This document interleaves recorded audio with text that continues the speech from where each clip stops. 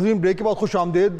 सैयद तलत हुसैन हमारे साथ मौजूद हैं। ज़रा गुफ्तगू को आगे बढ़ाते हैं। अच्छा तलत, अभी हम आज टीवी तक पहुँचे थे। आज टीवी उस ज़माने में बड़ा खैर आज भी बहुत अच्छा चैनल है, इसमें तो कोई शक नहीं है, बट वो there was a good years. और वो क्योंकि चैनल उस टाइम कम ही थे, बाकी तो फिर एकदम बाद में आए हैं, तो तब उसकी बड़ी अच्छी जगह बन गई थी। उसमें दो मुझे वाक़यात जो हैं वो याद आ रहे हैं as a viewer, as a journalist. एक तो जो कराची में जब फायरिंग हो गई थी 12 मई वाली, और वो लाइव था and you were there on the roof. वो सडनली क्या हुआ था, हाउ, यानी वो लाइव फायर आज टीवी के ऊपर आना शुरू हो गया। देखें, एक तो ये तो it was related to the lawyers movement. तो चूँकि उस वक्त इफ्तिखार चौधरी कराची आए हुए थे, मुशर्रफ ने कहा था कि उनको एयरपोर्ट से बाहर नहीं निकलने देना, तो MQM को उन्होंने फिर अनलीश कर दिया। तो जिस तरह तमाम लोगों के साथ होता है, तो हम सुबह निकले और मोटरसाइकिल के ऊपर घूम रहे हैं, तो the whole city was complete chaos, मतलब कोई ना पुलिस वाला ना कुछ। तो फायरिंग की आवाज़ें आनी शुरू हो गई। मेरे ख्याल में बार के करीब कोई हंगामा हो रहा था। तो मुझे याद है मैंने अपनी बेगम से बात की, तो उसने कहा जी कि आपको पता नहीं है शायद, क्योंकि आप तो मूव कर रहे हैं, तो हर तरफ फायरिंग हो रही है, तो आप वापस ऑफिस चले जाएँ। मैंने मशवरा मान लिया, मैं वापस ऑफिस आ गया। ऑफिस आया तो पटेल पाड़ा के ऊपर वो सामने लड़ाई शुरू हो गई। अब हमने, आपके साथ खुद समझते हैं, सामने अगर आपके वाक़या हो रहा हो तो आपने उसके ऊपर कैमरा तो ऑन करना ही करना है।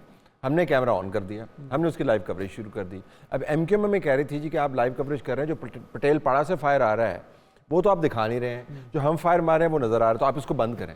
मैंने कहा जी बंद तो नहीं करना। तो जब हमने बंद नहीं किया तो फिर आपको पता है मुशर्रफ, MQM, मुस्तफ़ा कमाल साहब आजकल तो और बात करते हैं, इशरत अलीबाद साहब आजकल तो और बात करते हैं, तो वो तो ज़माना ही और था। तो उन्होंने फिर कहा कि अच्छा सारे उधर नहीं मारते, कुछ इधर भी मारते हैं। तो फायरिंग उन्होंने शुरू कर दी। तो ठीक ठाक फायरिंग उन्होंने की थी बिल्डिंग के ऊपर।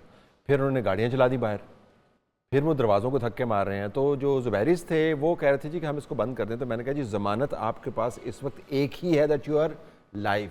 In fact I said to them that if you want to be alive just stay live. तो पता नहीं, मतलब भले लोग थे, उन्होंने मान लिया। तो it was quite scary frankly. And then फिर हमारे रिपोर्टर्स जो थे, जो रिपोर्ट कर रहे थे, उनको भी हमें रीलोकेट करना पड़ा। It was a mess. वो कहते हैं कि जी खबर का जो मरकज़ है वो तो इस्लामाबाद है, लेकिन इस्लामाबाद में रहकर जर्नलिज्म करना और कराची में जर्नलिज्म करना ज़मीन आसमान का फ़र्क है। एंड जो कराची में जिन लोगों ने इन हालात में रिपोर्टिंग की है, hats off to them, really absolute heroes, absolute heroes. अच्छा, फिर एक और जो बड़ा न्यूज़, ग्लोबल न्यूज़ बना था, जब आप को एकदम कुछ बड़ा ज़ोर से ख्याल आया कि आपने एक किश्ती में बैठना है, और टर्किश किश्ती थी और फ्रीडम फ्लोटेला आई थिंक उसका नाम था, और आपने गज़ा जाना है। आजकल हम गज़ा का ऑब्वियसली अनफॉर्चुनेट है कि जो कुछ वहाँ पे हेडलाइंस हम देख रहे हैं, बट उस ज़माने में ये 2010 की बात है, और बाय द वे मई का एंड था, मई का महीना। तो आप किश्ती में बैठे सामान लेकर, और आप चाह रहे थे कि हम गज़ा चले जाएं। फिर रास्ते में इजरायली आ गए, they didn't like you very much. अल्लाह गवाह, मैं नहीं चाह रहा था कि ये हो, और दोबारा से मुझे इसमें बेगम को इन्वॉल्व करना पड़ेगा। अताबाद झील उन दिनों बनी थी, एवरीबॉडी वाज गोइंग देयर, क्योंकि वो मौसम भी अच्छा था और झील के टूटने का ख़दशा भी था। तो हमारी बड़ी ख्वाहिश थी फैमिली की कि हम जो है सी फेयरिंग करें। तो हमें जो है ना एक समुंदर के ज़रिए ममालिक जाना चाहिए। तो बेगम ने कहा कि आप, ये ट्रिप आ रहा है, आप हुआ हैं, देखें सी सिकनेस होती है नहीं होती है, यकीन माने। तो मैंने कहा यार अताबाद झील क्यों जाते हैं, इधर ही जाते हैं। वो खुबैब फाउंडेशन वालों ने कहा जी कि आप चलें, तो मैंने कहा चले जाते हैं। वहाँ पे तो जब हमने जाके स्केल देखा, it was mind boggling. I mean Turkish, उनकी ईहा जो तंजीम जो है, अर्दोगान की पीक, एंड दे सेड कि जी आपने चलना है। तो वो कुछ 450 की लोगों की शिप थी, मैसिव शिप, मावी मरवरा, और उसके साथ फिर 4 और शिप्स थी जिसके ऊपर सारा सामान था। तो हमें को तो ख्याल ही नहीं था ये हुआ। जब फिर वैसे करीब पहुंचे ना, I have to say this, और ये compliment to our training in Pakistan, we were the first one to anticipate कि Israelis will not spare us. और मुझे याद है हमारे जो दोस्त थे, जो अरब्स हमें कुछ संजीदगी से लेते नहीं हैं, हमारे खैर कुछ हरकतें भी ऐसी हैं, लेकिन वो कहते हैं यू डोंट अंडरस्टैंड। तो हमने कहा कि इजरायली जो हैं वो इस शिप पे अटैक करेंगे। उन्होंने कहा नहीं, कर ही नहीं सकते, इसके ऊपर 38 नेशनलिटीज़ हैं, 400 बंदा है, बहुत बड़ी खबर बनेगी ना। मैंने कहा कि वो खबर चलने नहीं देंगे। उनका कैसे नहीं चलने देगा? मैंने कहा मैं मुशर्रफ का जो है ना सदरशिप देख के आया हूँ, सैटेलाइट ब्लॉक नहीं कर सकते। मैंने कहा मुशर्रफ की सेकंड इमरजेंसी के सैटेलाइट ब्लॉक कर दिया था भाई, nobody listen to us. Yeah it was terrible and then the Israelis came.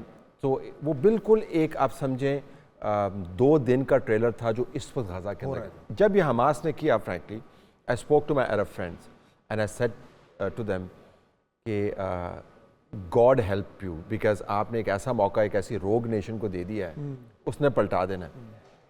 तो इजरायलीज तबाहकुन अटैक था। और बीच में चंद दिन तो बहुत बड़ी टेंशन हो गई थी, बिकॉज यहाँ पे कोई खबर नहीं थी कि भाई क्या हुआ। तलत और साथ जो आपके 2 साथी थे, रजा मेरे प्रोड्यूसर जो अभी भी हमारे साथ ही हैं, बिल्कुल वो भी थे बिल्कुल। तो और खुबैब फाउंडेशन के हेड थे, वो भी हमारे साथ जो हमें लेके गए थे। बिल्कुल। अच्छा, मैंने ना तलत उस ज़माने में कि व्हेन वी फाउंड आउट कि यू आर सेफ, तो मैंने उस ज़माने में एक्सप्रेस ट्रिब्यून में लिखा, तो मैंने कॉलम लिखा था, ये भी आपको स्क्रीन पे भी दिखाएंगे हम। इसका टाइटल था वेलकम होम तलत। अच्छा, उसमें मेरा जो पॉइंट था, मैं आज पढ़ रहा था बड़े अरसे बाद, 10-12 साल बाद, तो वो एक तो मैंने लिखा था कि अभी व्हेन यू कम बैक, तो जो पर्सनल एक्सपीरियंसेस हैं वो 2 टॉप नॉच जर्नलिस्ट हैं वो शेयर करेंगे। बट जो लार्जर डिबेट है वो ये कि पहली बार, मेरा आर्ग्यूमेंट था कि पहली बार हम इजराइल के हवाले से पाकिस्तानी नज़रों से देखें। जी बिल्कुल। पहले हम हमेशा अरब नज़रों से देखते बिल्कुल थे। सही कहते हैं। और ये वो टाइम है जब मुशर्रफ ईयर्स में कुछ हमारा इजराइल के साथ बड़ा चल शौक भी रहा था मामला। हाँ, बिल्कुल। तो इसके बाद फिर हमने कहा था कि अब नाउ फर्स्ट हैंड व्यू मिलेगा फ्रॉम पाकिस्तानी जर्नलिस्ट। तो वो उस वक्त, और फिर अब अनफॉर्चुनेटली जितना ब्रूटल, फहद मैं आपको बताऊँ, ब्रूटल। मैंने इस किस्म की ब्रूटैलिटी जो है हमने ट्रेनिंग देखी है, कैनेडियन मेरीन्स की देखी है, अमेरिकन मेरीन्स की देखी है, अपने कमांडोज़ को देखा हुआ है। तो इजरायलीज़ जो कमांडोज़ हैं ना, वो क्योंकि वो स्टैंडिंग आर्मी उनकी नहीं है, तो वो कॉलेज के स्टूडेंट्स और लड़के और लड़कियां, मतलब आपको जिस तरह आम लोग नज़र आते हैं, पर ब्रूटैलिटी में वो 100 दर्जे आगे हैं। तो और हमने जाके पहले ये भी देखा कि फ्रैंकली जो उनका हेटेड है, it is not for the Muslims. Religion भी बीच में आता है, लेकिन सबसे ज़्यादा जो है ना वो Hebrew speaking and Arab speaking के अंदर उनके एंड दे रूथलेस, मतलब बंदों को मार के उनके खून के अंदर खड़े हुए थे। और वो तो नजर आ रहा है, तो डीह्यूमनाइज कर दिया उन्होंने बिल्कुल कंप्लीटली लाइफ को, और टोटल जेनोसाइड। तलत हुसैन से गुफ्तगू हमारी जारी है। अभी और बड़ी इंटरेस्टिंग चीज़ें आफ्टर द शॉर्ट ब्रेक।